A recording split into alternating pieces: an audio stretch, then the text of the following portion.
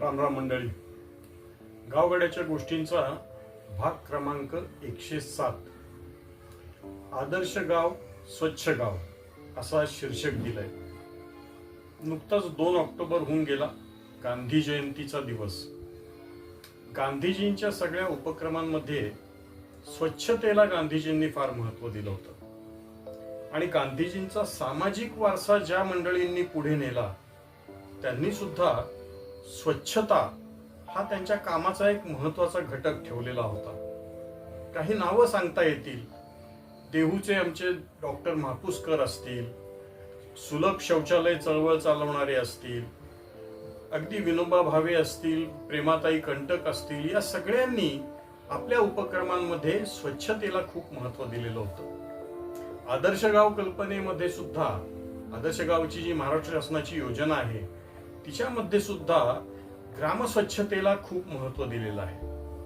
त्यांची जी 7 सूत्र आहेत आदर्श गावाची, त्यामध्ये श्रमदान हे एक सूत्र आहे आणि त्या श्रमदान या सूत्राचा उपयोग सर्वात प्रथम ग्रामस्वच्छतेकरता आदर्श गावांनी केला असं आपल्याला पाहायला मिळतं. मला एक 2 वर्षापूर्वी 3 वर्षांपूर्वी महाराष्ट्रातल्या काही आदर्श गावांना भेटी देण्याचा योग आलेला होता आणि तेव्हा माझ्या असं लक्षात आलेलं होतं की ही जी काही आदर्श गावं त्या स्पर्धेमध्ये उतरलेली, योजनेत उतरलेली, सहभागी झालेली अशी जी गावं होती, त्यांनी सर्वात पहिलं काम जे केलेलं होतं ते ग्राम स्वच्छतेचं केलेलं होतं आणि ते काम करताना त्यांनी श्रमदान या सूत्राचा वापर केलेला होता.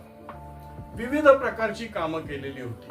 घनकचरा आणि द्रव कचरा दोन्हीचं व्यवस्थापन होईल अशा पद्धतीच्या ऍक्टिव्हिटीज या सगळ्या गावांमध्ये झालेल्या आपल्याला बघायला मिळतात.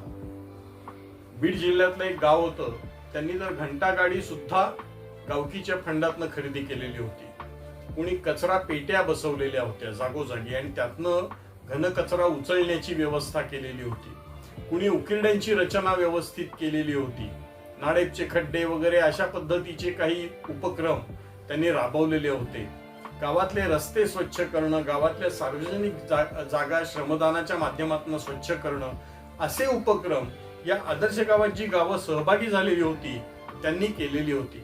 आणि ही कामं पुढे नेणारे कोण होते तर गावातली तरुण मंडळं होती, महिला मंडळं होती.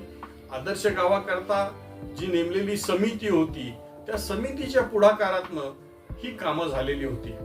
आपल्याला कल्पना आहे, स्वच्छ गाव असेल, गावात स्वच्छता पाळली गेली असेल तर तिचा आरोग्यावरती विधायक परिणाम होतो, मनावरती एक प्रसन्न परिणाम होतो, कारण आपल्याला त्या गावामध्ये जातानाच एक प्रसन्न वातावरण आपल्याला मिळत असतं. हे सगळं आज सांगायचं कारण असं, 2 ऑक्टोबरला एक तर गांधी जयंती नुकतीच होऊन गेलेली आहे आणि येत्या 2-3 दिवसांमध्ये दसरा येतोय. दसऱ्याचं आपल्याकडे सांस्कृतिक महत्व फार आहे की त्या दिवशी आपण सोनं लुटायला बाहेर पडतो. एक कल्पना अशी आली की गावागावांमधनं या दसऱ्याच्या दिवशी स्वच्छतेचं सोनं आपण लुटूयात का? स्वच्छतेचे उपक्रम श्रमदानाच्या माध्यमातून आपण करूयात का? आदर्श गावात सहभाग घेतलेल्या गावांनी जो कित्ता गिरवला त्यांचं अनुकरण आपल्याला करता येईल का?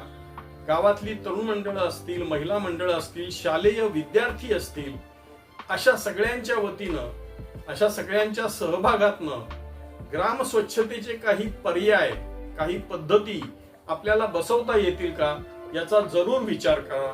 आपल्याला येणाऱ्या दसऱ्याच्या आणि त्यानंतर येणाऱ्या दिवाळीच्या अनेक मनःपूर्वक शुभेच्छा. धन्यवाद.